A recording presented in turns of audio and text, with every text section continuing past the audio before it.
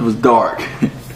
You know, you just you're thinking about 9.5 months down the drain, because if you don't win a championship, you get this close, it's time wasted.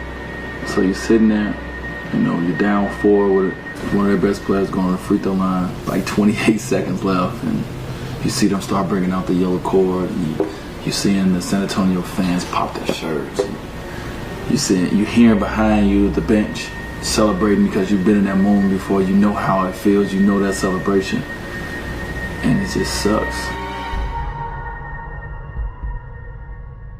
And then he misses one.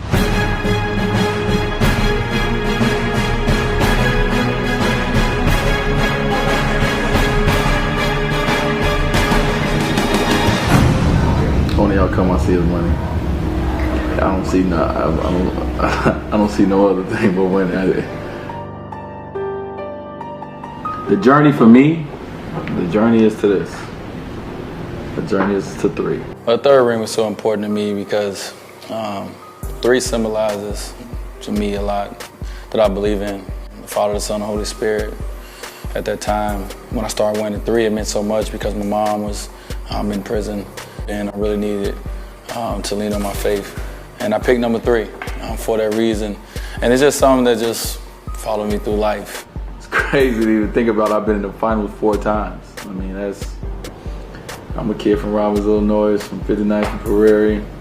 I don't even supposed to be in the NBA, let alone going for my 3rd NBA championship ring. So to me, it's an out-of-body experience. After coming off of losing in 2010, losing that championship, and then that long summer with the lockout, last year was just about making up for our mistake the year before. In a sense, it was about getting back to enjoying the game, but it was about, revenge as well. And it was great to win that championship last year, and I felt like that was more so for LeBron. Well, just training to, get ready for the playoffs. Obviously, it's a different level than the regular season. Man, as you see today, I'm at Body and Soul. Night before the game, night before game 1 of the finals, decided to come in today, me and LJ, to get an extra session in of a little boxing, working on our combos. But we came here to work out and to get that intensity going, get that focus going, and for we to understand ourselves that, listen, we got some more rounds to go, and we're not satisfied with where we at right now. I need 3. I need 3. You got to turn it up a notch. I gave more. But I had to make sure that my body was still intact. And I turned it up a notch. Going for a world title. Easy, go. Got a lot of good work in, a lot of good core in.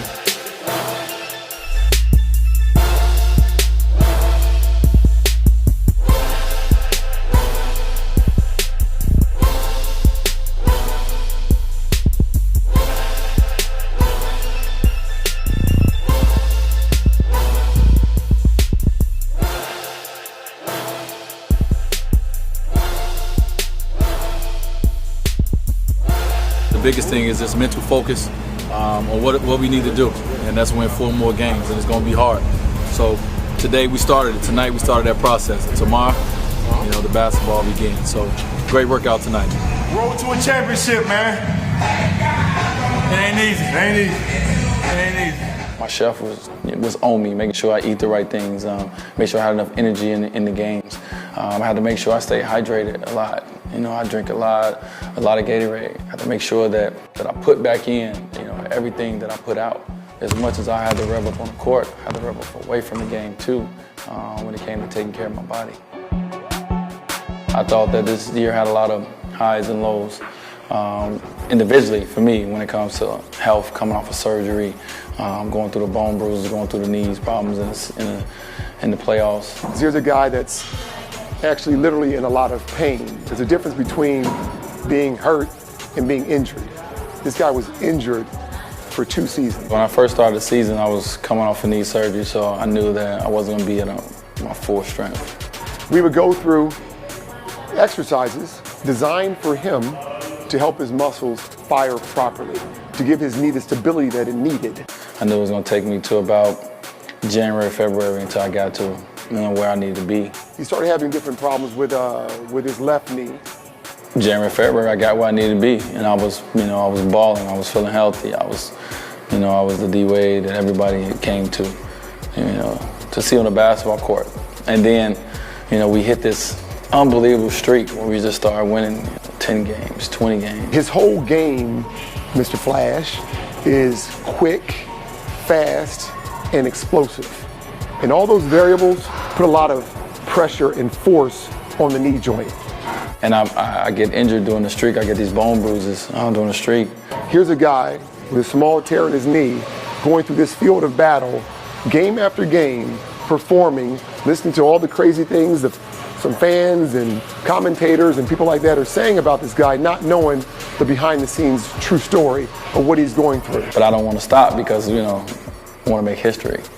And so I keep playing through it, and then I get hit some more, and I get hit some more to the point I get 3 bone bruises in one knee. And it kind of took a toll on my body, and it just never healed. So I had to deal with that all the way through the playoffs. Until game 6 where I got hit in my surgical knee and it swole up. He felt himself starting to break down up to game 6. That's when he gave me a call and asked me, yo, dude, I need you. And now I'm dealing with 2 bad knees, I guess, going into game 7. We had to do what it would take to maintain that leg strength throughout that whole series.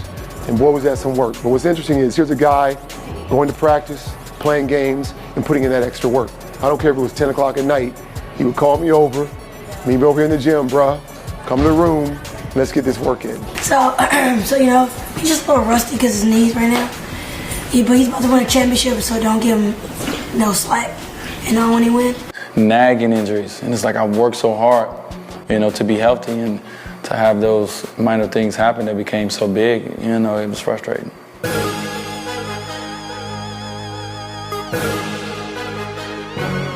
Well, your teammates get to see you and what you go through, and I think, when your teammates see you go through certain injuries and, how much you're in the training room and how much you got to get, what you got to do to get prepared for a game, they're appreciative of you giving your maximum effort.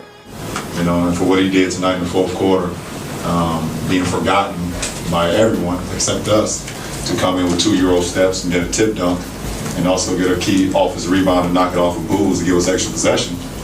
That's what players do. So, but I go on and on about how great he is.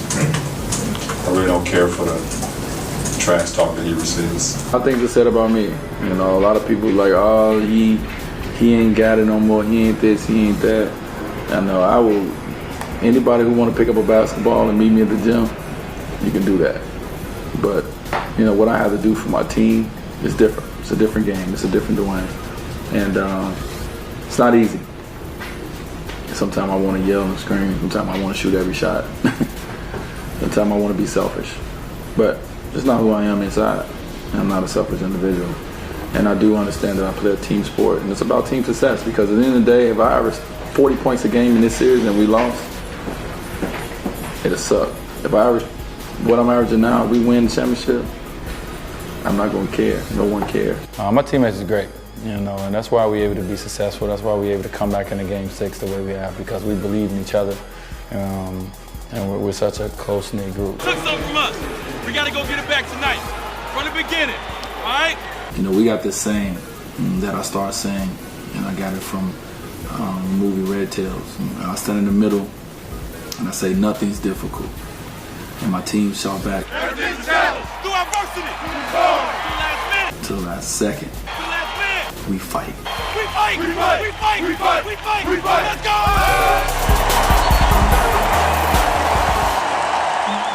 How do I balance my family with the pressures of the NBA, with the pressures of the world? Been in the finals. I have no idea. So what I think about Dr. J is he's a very passionate player.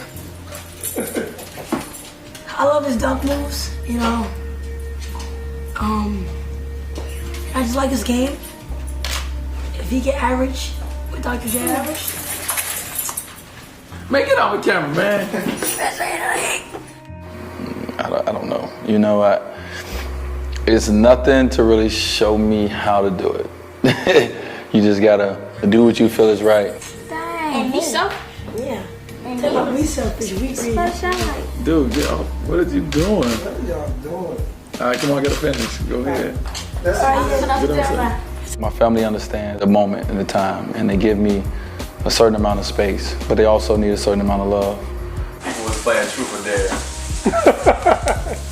You was playing truth or dare. You was playing truth or dare. I got in it after. I bet you did get it. What was your dare? Yeah, exactly. That's all you want. You don't want to know the truth. You want to know the dare. No, it was to hug a lot of people, a lot of girls. I did. What? I had to hug a lot of girls. I dare you to hug her. With the bathing suit on, like this. Oh, you wet, boy. I don't want them to get me too smushy either. I need to be focused. I need to be tough. You didn't answer my text. You didn't answer my text. Yeah, right. She talked to me. You sent me a picture of you and said swaggy. What am I to answer? It's a fine line. I think the family needs more credit than me, you know, with their sacrifice. You know, my kids' sacrifice is second to none. You know, when my lady's in town, she's not working, you know, her sacrifice is, you know, unbelievable. Anything else you guys want to know about? Those are just my questions that I had going into Game 7. Only way I'm able to make it work is because of the people I have around me, you know, is able to assist me.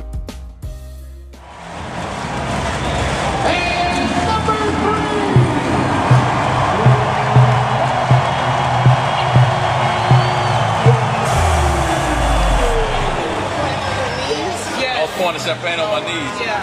So he's like, how your knees feel now? I was like, you know what?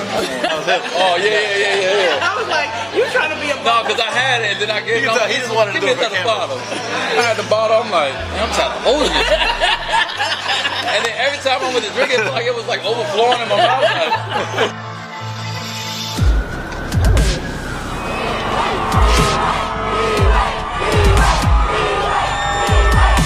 I'm on my third ride. I'm like a vet, seasoned vet right now, but it never gets old. I like this. I like doing this in the summer. I think we need to put this in on our summer schedule every year. That'll be good. I can't describe the feeling. You know, it's surreal from the standpoint of where I come from. You know, I'm like every young boy. I had a dream.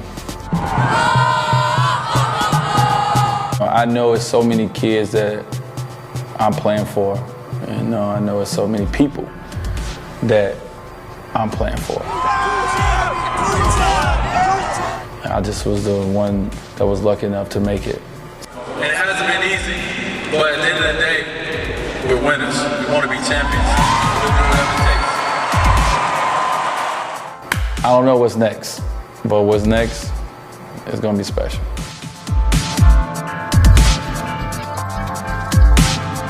I sleep in my hat. Take a shower in my hat. Do everything in this hat. One hat. Wear it one way. You wanna go night?